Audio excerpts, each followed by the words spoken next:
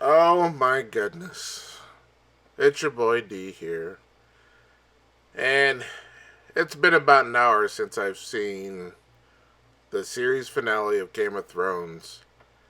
And while at first, when I watched it, I thought it was a very okay episode, the more I thought about it, the more I realized that it was sort of like that itch you have and you think it's just like a mosquito bite, and then the more you scratch it and you realize it's something just a little bit worse than what it was initially. um, or that drink that started off tasting just fine and all of a sudden that aftertaste just doesn't go away and it's nasty. That's how this episode was. This show has taken six six and a half great seasons. I won't say seven because seven had some issues of awesome character building, and in a matter of 6 episodes, and I won't even say 6 episodes because the first 2 episodes of this season were not as bad, and it just kind of fell off from there. But since then, this show has totally taken away just about all character building whatsoever, to the point of just absolute ridiculousness.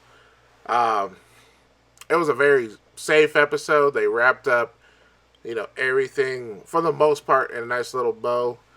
Uh, but from what we saw in the previous seasons, that it just doesn't feel quite right, because one of the things we saw, and even with the first season, where we thought Ned Stark was going to, you know, be free and all that, he's killed. The show had a tendency of doing the unexpected, having the unexpected things happen, but it was for the sake of making good writing and a good show. This just didn't happen. It was, I mean, for the most part, predictable, and then after the rest was just wrapping things up. So just a quick little recap here. So we start off with Tyrion walking through King's Landing. He's seeing all the devastation and destruction, and then he decides to go off because he wants to find out if his sister and brother were able to escape. Which ran into my first issue, where he goes into the catacombs, and this was my complaint. Last episode, where an episode forgets exactly what happened the episode before. Last week's episode, we saw Cersei and Jaime, in the catacombs underneath King's Landing, and we see the whole place collapse on top of them. So, as far as I can tell, that whole thing should be nothing but rubble, bricks, and masonry. But apparently, somewhere along the lines, it only fell in certain sections. But we clearly see in the scene the whole thing coming down on top of them from far away all the way to up close. The whole thing was crashing down on them. But apparently, for the sake of episode 8, it's wide open. He's able to crawl in through a hole. There's a huge opening for him to walk around. So I would be left to believe that Cersei and Jaime could have survived just by taking 5 steps to the right. So anyway, Tyrion finds their body, and he feels sad. It's his brother and sister, whatever. So that was issue number one, and we're only a few minutes into the show, and so I'm going, okay, we got this is not starting off very well. So then all of a sudden, Jon Snow, walks up and he sees Grey Worm killing some Lannister, about to kill some Lannister soldiers, and he's like, "Hey, what's up here? These guys are prisoners of war." And Grey Worm's like, "Screw it, I'm killing everybody. I've already done that all last episode. Maybe he didn't realize it." And Jon Snow's about to stop him, but obviously there's a lot more unsullied than Jon Snow's men all of a sudden. Because apparently a lot of Unsullied, survived the long night, just like just about 90% of Dothraki. But, we didn't see him after the first 5 minutes of that fight, but all of a sudden they showed up. They must have just doused their swords and then ran off. They didn't die. They just, they said, screw these light up swords. We're out of here. But then, Grey Worm says, "Hey, I'm doing this under orders. Danny told me, go, go talk to her." So Jon's like, "All right, fine, I'll go talk to her." So he goes, walks off, and he sees where Danny is. And as he's walking up the stairs to get to Danny, lo and behold, who's there? Grey Worm. So apparently, the way this show works, we're having that teleportation issue we've had over the seasons, where, the guys are at Hard Home, Genji Baratheon is able to run off and get back to the wall in a few minutes, get a Raven off to Danny in a few seconds, she's able to get him in a couple seconds. Everybody's able to move around the continent within a matter of minutes. So in the case, Grey Worm is able to get from one part of King's Landing to another and totally pass up Jon Snow with no problem whatsoever. My goodness. It's like, they fired their continuity editor and just said, screw it, this is our last season, we just want to go home, we're tired, So, Jon Snow is walking up to Danny, and instead of saying anything, he just stands off to the side because it's his queen, and, he has to stand by his queen despite the fact that she just killed, a ton of people, mostly women and children, people who weren't part of the war, until she made them part of the war. And then Danny starts ranting and raving about, what she's going to do with the world. And apparently her voice is able to project all over the entire area. Okay, now, I know some people with some big voices and they're able to project, but I don't think I've ever been able to be in an arena full of thousands of people and have somebody be able to yell without, some type of decent sound system for everybody to hear. Okay? But apparently all the Unsullied, all the Dothraki are able to understand her from far off. I'm pretty sure one of those guys nudged the other and said, "What the hell did she say? Because I can't hear a damn thing." Anyway, I digress. So Tyrion walks up behind her, and I was hoping slash presuming that he was going to stab her because he just he saw the destruction and saw his brother and sister killed, and so he was going to stab her, but he didn't. He just stands there, and she goes, "Okay, I know you let your brother go, so I'll kill you later." And so they take him away, into whatever little room they find. I thought she was going to kill him right then and there. That would have been at least been consistent with her character. Every time somebody betrays her or doesn't do what she says, she kills them immediately. But apparently this time, for the sake of, I'm going to use the word subversion, she's like, "Hey, I'll kill you later," because apparently, Mama's got other things to do. And so that gives the chance of Jon Snow to go visit Tyrion in, this little room or whatever. And the whole time Tyrion's like, "Hey, she's lost her gourd."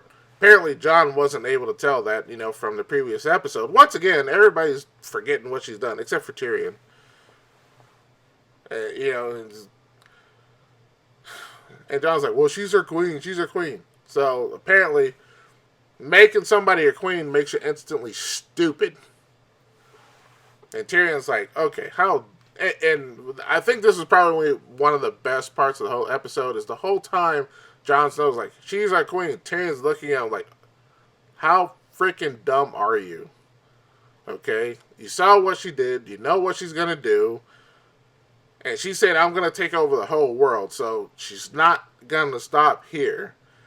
Okay? And she's going to go up north and take out your entire family. Probably you first, because, you're a threat to her throne. Never to mention Gendry, that, he might have a claim to a throne as well, because he's been legitimized. So Jon, finally, comes to accept that he needs to do something here. And so, in the next scene, he walks up to Dany and goes, "Hey, what you did was kind of jacked up." And she's like, "Hey, yeah, it is what it is." He's like, well, what about the other people? Do they have a choice? She goes, no, we're the only people who knows what's good for the people. Boy, that almost sounded like, Anakin Skywalker and Emperor Palpatine. Once again, this was very, I don't know, Empire-ish. And so John's like, screw this, and, but before he stabs her, he has to give her a big kiss. Because that's what you do. Before you take this as a lesson. Before you kill the person you love, you give them a big kiss. And I thought it was interesting that Daenerys didn't even get a line, Because personally, I thought she should have been able to let out, dude, you suck, or something. And let me take a step back here, because, once again, my complaint about episodes forgetting what happened in previous episodes. We see Arya, sneaking around.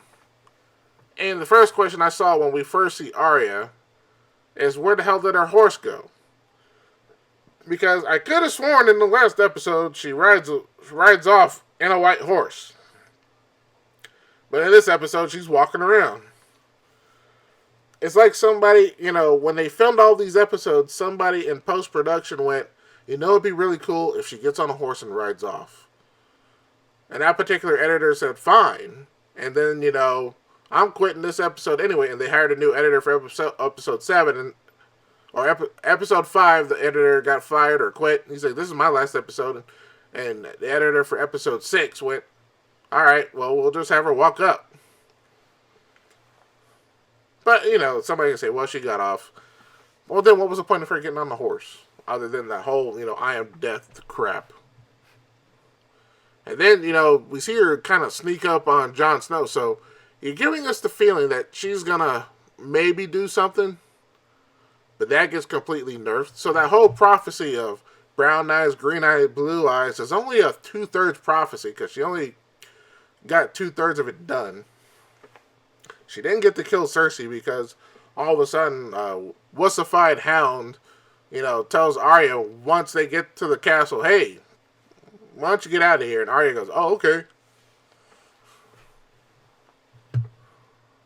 Completely character ruination. Anyway.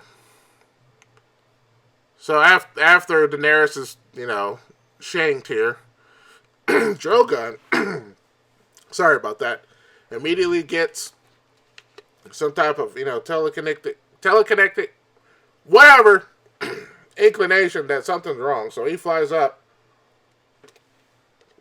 realizes Mama's dead, and instead of doing what he's been doing all season and doing whatever the hell he wants, he decides, hell, I'm not going to take out the guy that killed, my mama, because he sees a sword sticking out of her, and the guy standing right next to her. He takes out his frustrations on the Iron Throne, because apparently he knows that's what she was wanting. So, I understand the writers have nerfed all the characters. They've nerfed the damn scorpion crossbows. They nerfed Wildfire. And to top it all off, they nerfed the damn dragon. Guys, you can't make this shit up. They just went, hey, all these things that were really cool, we're just going to totally take their, characters away. We're not only going to disenfranchise the characters that we've built over the past 6+ seasons, 7+ seasons, whatever, however you want to count it, but we're going to nerf everything else. Hell, I'm surprised they didn't even nerf Valyrian Steel. Okay? Oh, my goodness. This is insane. This video might last, an hour, half hour, hour and a half. The last one was 20 minutes. This one might last a little bit longer. I hope you're listening to this while you're driving to work or driving home, or if you just have some spare time, sitting in the doctor's office. So after melting the Iron Throne, he picks up Daenerys and flies off. Who knows where? I'm guessing maybe Old Valyria. And next we see, we hear is, Jon Snow's incarcerated. And apparently a few weeks have passed by and Grey Worm has Tyrion because apparently Grey Worm is willing to kill everybody, but the guy who killed Daenerys, he does nothing, and the guy who's been sentenced to death, he does nothing with. So even Grey Worm's character is nerfed within the same episode. Within, a few minutes. Oh, I'm gonna just incarcerate everybody now. Because I don't have anybody to tell me what to do. And then as soon as the people tell him what to do, he goes, no. What the hell? Makes no damn sense. So apparently we have this, council of all the high houses. And apparently, I'm not sure exactly where this happened. But Brienne, Samwell, and a few other people I didn't really recognize. Apparently, Jon Arryn is now incredibly tall. We never really got a close-up of him, so I'm almost questioning if it's the same actor. But chances are. And the best way to nerf his character is just have him say I and not really say anything at all. We knew the kid was a little bit, off. Why not at least give us a few minutes of that? So, of course they're like, okay, what do we do with Tyrion? And Tyrion say, hey, how about, you guys choose a leader. And I have to admit, in a good bit of comedy, the one guy who, I forget his name because, he's been totally irrelevant. In fact, I think he's been comedy fodder for a good part of the series. He stands up and is like, hey, I'll be king. And Sansa immediately shuts him down. She's like, sit your ass down. And everybody else is kind of snickering. They're like, yeah, you're useless anyway. And then Samwell, he went the complete Democratic route. He's like, hey, how about the people vote? When you have people in power and power over people, the last thing they want to do is give up that power. So they all looked at Samwell and said, shut the hell up, and told him to sit down. And then finally they're like, well, who do we choose? So let's ask the guy who's in chains. And he goes, well, how about Bran? And everybody goes, oh yeah, good idea. Nobody else could think of Bran, or nobody else could think of anybody else good. And of course Sansa is like, yeah, well, I don't want to.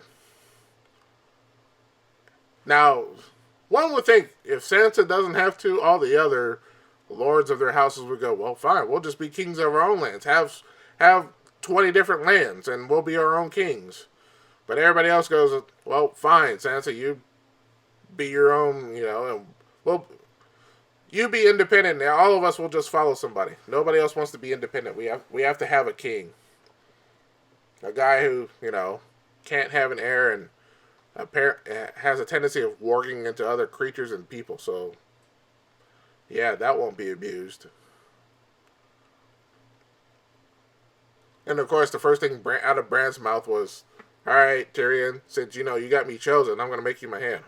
Wow, that doesn't spell out conspiracy.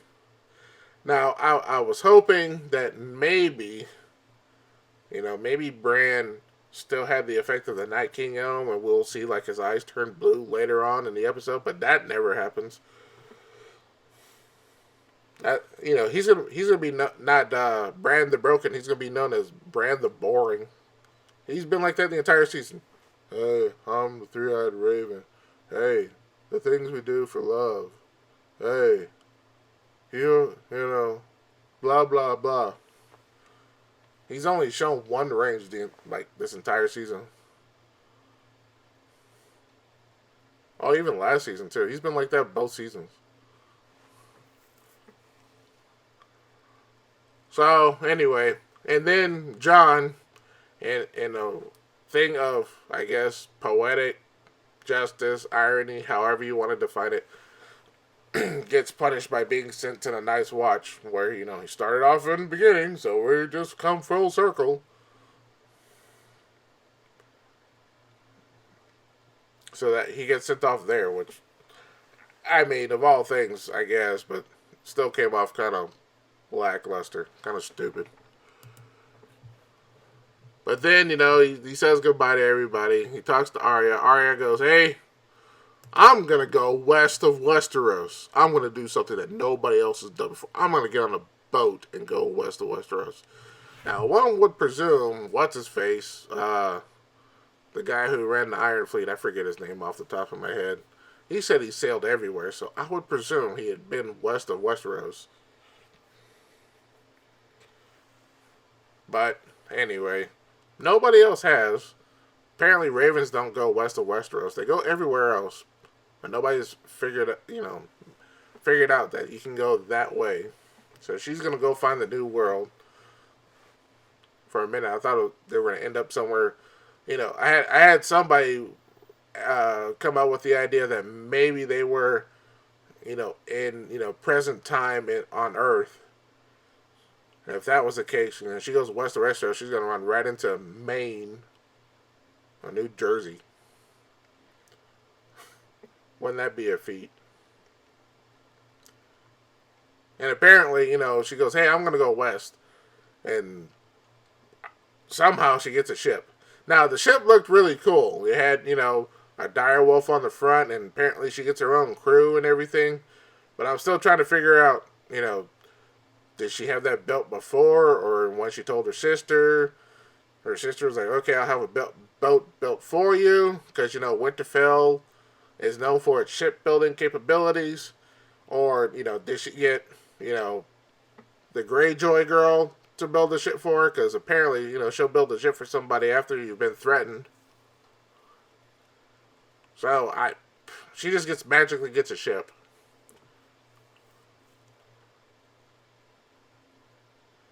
But I have to admit, well, the other thing that was annoying me was that when Jon Snow does go back up to Castle Black, we see Tormund, who's been given some of the best lines all season.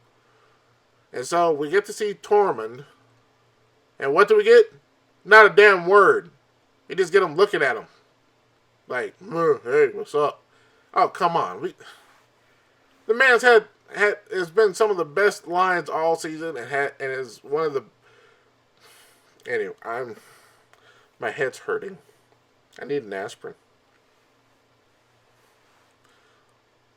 But I have to admit that one cool thing that did happen, because the complaint of Jon not giving Ghost a pat when he left. He comes and sees Ghost and gives him a nice big hug or pat or whatever. So they were able to spend the $50 in CGI to get him to pet the dog.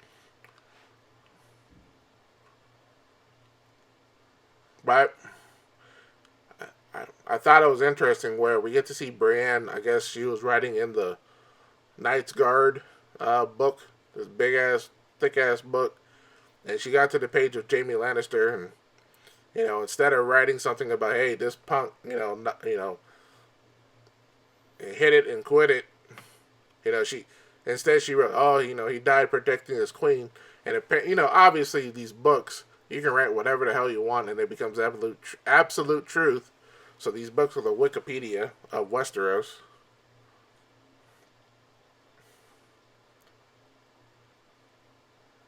And, in Jon Snow, after he gets to Castle Black, he's like, "Screw this," and goes up north. So I'm presuming, he abandons his post again. He's going to go live with the wildlings.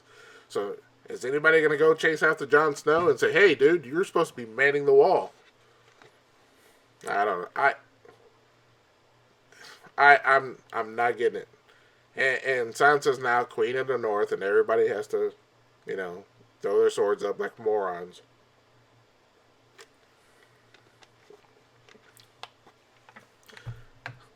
The show ended very, very safe. Something should have happened. I mean, my prediction was everybody was going to die. But in the end, we only got one death, and that was the most predictable one. Gee whiz. I've had good endings, I've had bad endings, And now we have Game of Thrones endings. I mean, I think it's right below, almost as bad as the Seinfeld ending, and that was 20 years ago. If anybody remembers that ending, hit the like button. So that was it. That was the episode, and we're gonna get a prequel series. Dan and Dave or whatever, DB Weiss and the other guy, I can't remember their names off the top of my head. They're gonna go off and write Star Wars now. Gee whiz. All my favorite things are coming to a bitter fiery end. I think someone posted last week they ruined Star Trek, Star Wars, Game of Thrones. Somebody said Doctor Who was ruined. I really don't watch Doctor Who.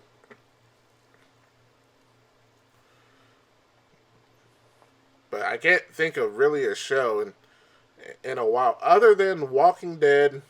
Not Walking Dead. I'm sorry. Other than Breaking Bad, Sons of Anarchy, that have actually had decent finales. Maybe The Shield. But should it really be that only 3 shows and all the TV shows I've watched have had decent endings and the rest have been kind of crappy? I mean, Supernatural's ending next year. Hopefully, Walking Dead is ending soon. Anyway, I've ranted enough. Tell me what you thought of this episode. Did did you like it, or are you along with me in thinking that this whole season was just leaves a little bitter taste in your mouth? And yes, I did see the change.org petition where it's hit over 1 million signatures. Now that's bad when you have a show with that many people dissatisfied. That is a real damn shame. HBO should have known better. Anyway, that's it for me. Post your comments below of what you thought of this episode. And if you want to hear me rant about anything else, because obviously this show is over, so I'm not going to talk about Game of Thrones anymore. But I will talk about other things, movies, TV, upcoming TV shows. We have Watchmen, we have His Dark Materials, we have Krypton. I'll be giving my thoughts on those, among other TV shows. Walking Dead, Supernatural, the final season. So if you want to hear me talk about those, hit that subscribe button. Anyway, I'm out of here. Thanks for listening. Peace.